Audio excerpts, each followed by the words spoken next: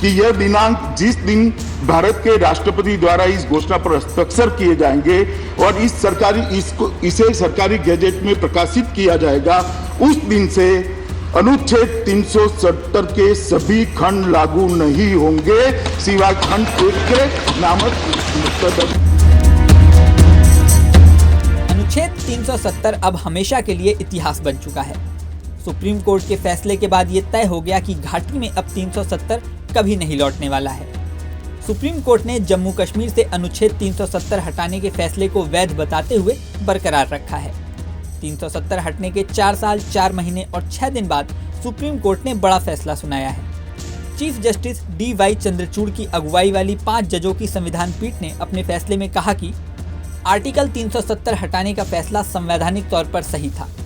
राष्ट्रपति के पास 370 निरस्त करने का संवैधानिक अधिकार है। सुप्रीम कोर्ट ने आगे कहा कि अनुच्छेद 370 हटाने में हमें कोई दुर्भावना नहीं दिखती है।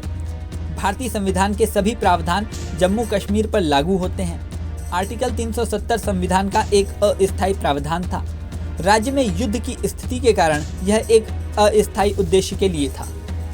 जम्मू कश्मीर भारत का अभिन्न अंग है और जम्मू कश्मीर के पास देश के अन्य राज्यों से अलग कोई आंतरिक संप्रभुता नहीं है। कोर्ट ने लद्दाख को अलग करने के फैसले को भी वैध ठहराते हुए केंद्र सरकार को 30 सितंबर 2024 तक जम्मू कश्मीर में चुनाव कराने के निर्देश दिए।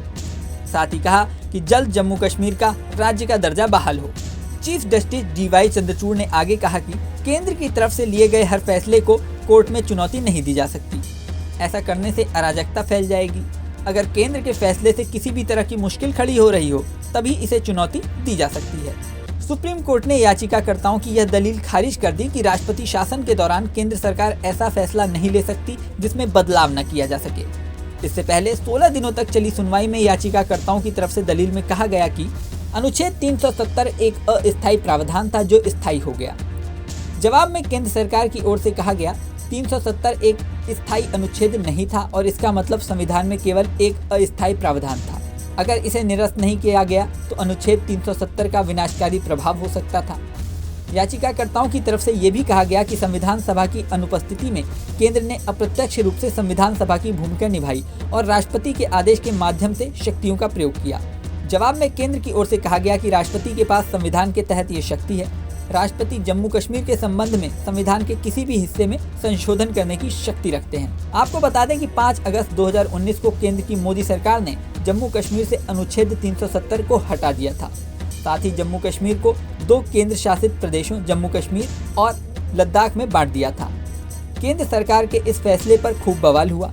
यहाँ तक कि संसद में खून की नदियां बहने तक की बात कही गई। अनुच्छेद 370 को निरस्त करने के फैसले के खिलाफ सुप्रीम कोर्ट में 23 अर्जियां दी गई थी। 16 दिन की लंबी सुनवाई के बाद इसी साल सितंबर के महीने में कोर्ट ने फैसला सुरक्षित रख लिया था और अब इस पर 5 जजों की संविधान पीठ का बड़ा फैसला सामने आ गया है। इस वीडियो में फिलहाल इतना ही। जल्द ही नया वीडियो लेकर आपके सामने फिर आएंगे। बने रहें न्यूज़ नेशन पर।